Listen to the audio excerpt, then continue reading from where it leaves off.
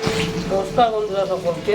এখন আমি রান্না করছি আলু পটলের তরকারি। প্রত্যেকটা মেয়ের এরকমভাবেই সংসার কাটে, প্রত্যেকটা মেয়ে এরকমভাবেই বাড়িতে থাকে, যেগুলো রং মেখে সংসে যে ভিডিও করে তাদের মতো নয়। ঠিক আছে, রান্না হচ্ছে আমার এখন আলু পটল, শুধু আলু আর পটল দিয়ে তরকারি, আর কিছু নেই, যা একটা আলু পটল।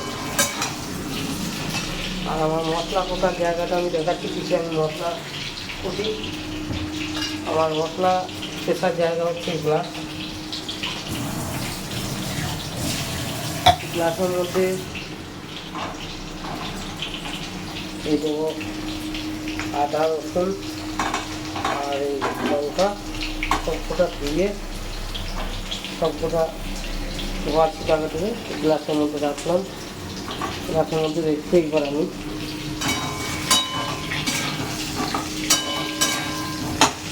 এটা হচ্ছে ঘরোয়া তরকারি। এই গ্লাসের মধ্যে রাখার পর আমি মশলাটা কুচি, এই যে একটা হামাল আছে এটা দিয়ে, এই মশলাটাকে পিসবো। ঠিক আছে, তো আমি এই হামালটা দিয়ে মশলাটাকে এখন পিসবো। পেশার পর এটাকে দিয়ে আমি তরকারির মধ্যে দেবো। তো আমি এক হাতে পিসছি আর এক হাতে এটাকে ধরে আছি। এইভাবেই আমরা মশলা পিসি।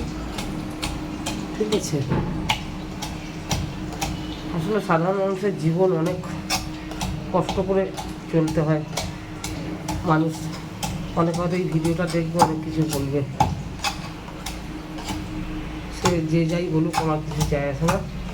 আমি আমার নিজের সাহস রেখে ভিডিও বানাই এবং আমি ঘরোয়াভাবে ভিডিও বানাই।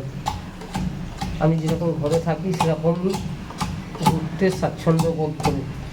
তো আমার মশলা পেশা প্রায় একদম দেখুন এতটা চলছে। এখনও এটাকে একটু পিসতে হবে। আসলে আগেকার দিনে মানুষরা কিন্তু এরকমভাবেই মশলাগুলো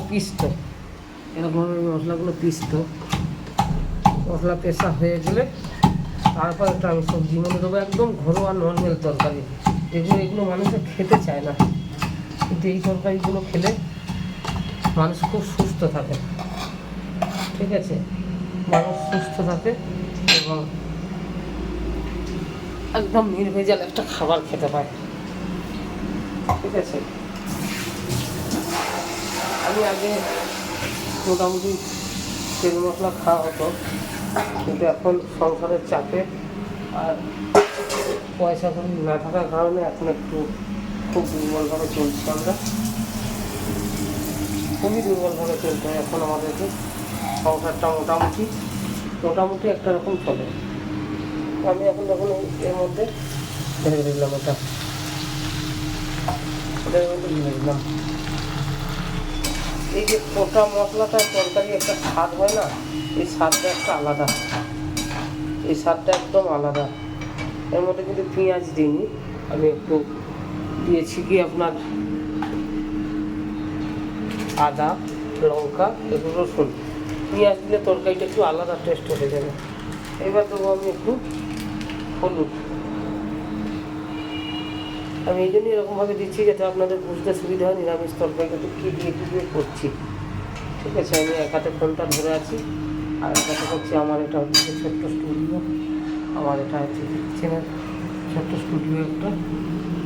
একদম নর্মাল খাবার, বেশি এ নেই আমার।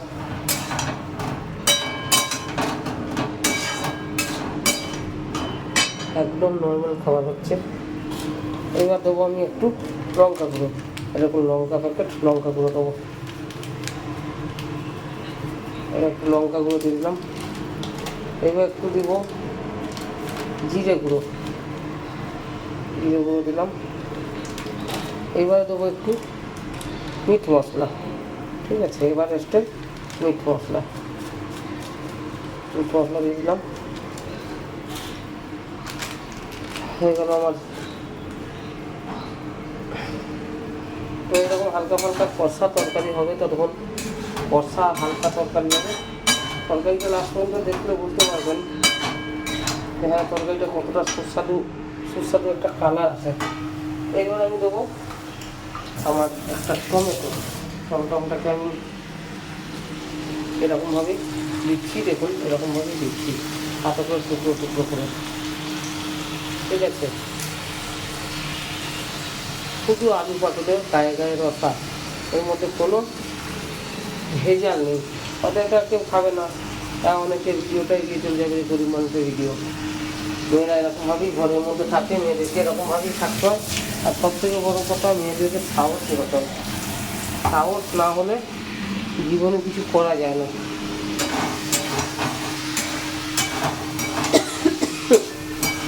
আমার তরকারি ভাজা হচ্ছে,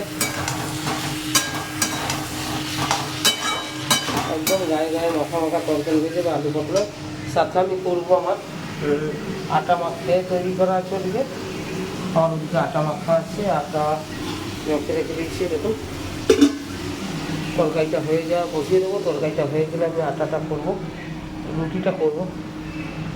এইবার আমি দেবো একটু নুন দেবো, একদম ঘরোয়া রান্না।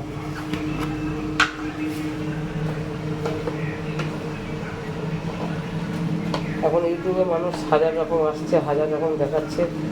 আমি কোনো কম্পিটিশনে বা কোনো কিছুতে নামিনি, জাস্ট আমার যেটা ভালো লাগে আমি সেটা করি। দিয়ে দিয়েছি নুন, তার তরকারিটা ভাজা হয়ে যাবে। ভাজা হয়ে যাওয়ার পর দেখতে পাবেন একটা কত সুন্দর টেস্টি কালার চলে আসবে।